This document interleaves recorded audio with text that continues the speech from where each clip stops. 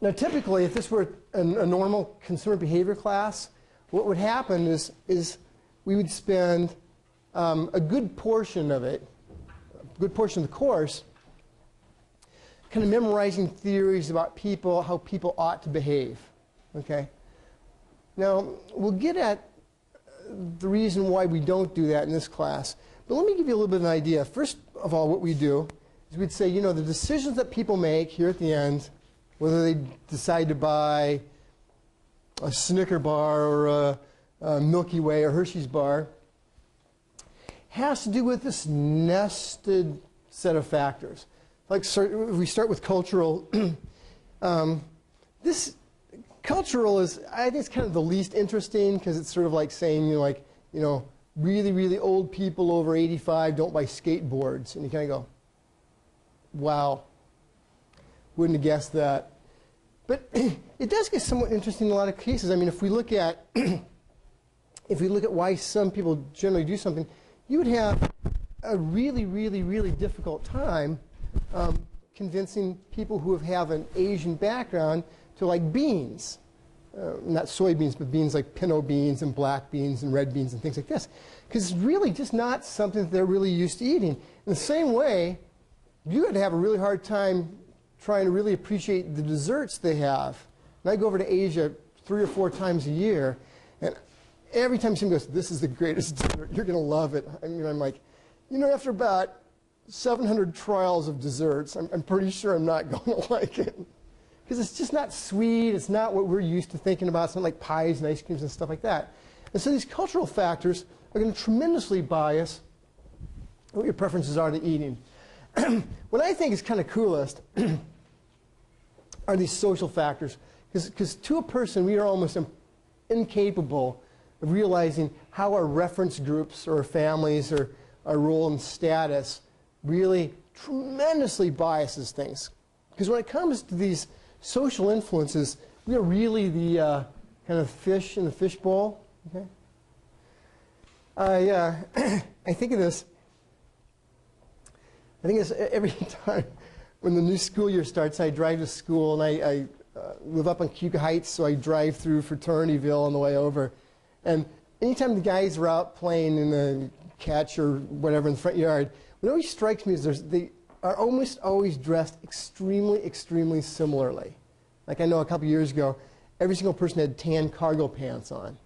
Okay, I didn't see anybody out this morning, but what happens here is it's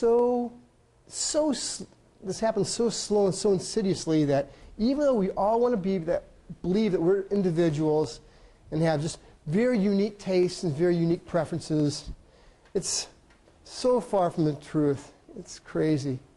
Actually, I mentioned when I was a professor at Dartmouth, and I remember when I started there, I was 30 years old, and I just finished my PhD program. I had this old kind of, not an old beat-up car, but it wasn't new and it wasn't very cool. And there were 30 people in the business school, and I had my best friend. She also taught in the business school in economics, and so we'd always kind of go out and we'd love to kind of laugh at all the other faculty members, because every single one of the other 28 of the faculty members had the exact same 2 cars, generally the same 2 cars.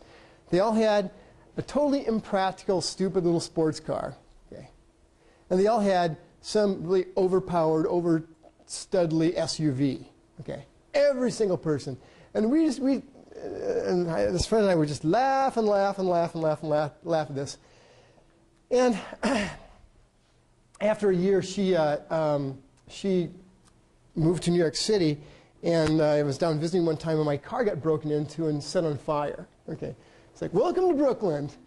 So of course I had to buy a car. Yeah, I had to buy a car. What sort of car do you think I bought? Yeah, totally impractical sports car. Just totally impractical. Rear-wheel drive, you can't drive there in the winter or anything. So then became winter, and I said, no, I really need to I need something more practical. What do you think I bought? Yeah, an overpowered SUV. And I remember one time, she's up visiting in the springtime, and kind of commented, and she goes, you know, I see you now have the same cars as everybody else. Is that 29 out of 30 people now? I'm like, don't. But these things, they happen so easily, and I could come up with 5 million ways to justify why I had done the exact same thing that everybody else in the business school had done. And the fact remains, as much as we want to think we're an individual to some extent, a lot of what we decide to do is really, really nudged by the people around us. Personal factors like your age, your occupation, your economic, your lifestyle, your personality, that's pretty cool. That's just pretty neat, because we're getting a little bit more unique at that standpoint. And actually, with foods, it's a lot of the things that happen. A lot of the foods we like end up being motivated often through the people we end up associating them with, or the associations. Then there's these psychological things, and this is where we're primarily going to be focusing, okay? Because all this stuff right here, we can't change any of that.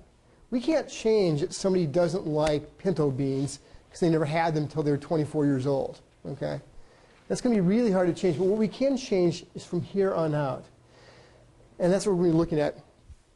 Now, what we can do with these back factors is we can end up using those to sort of prototype or segment certain populations, so we're not trying to kind of talk to the wrong person with the wrong message, but we can't really change them, so that's what we're going to be looking at here. So that is, this is so efficient. That is about 4 class sessions in some consumer behavior courses. We did it in 10 minutes. Okay.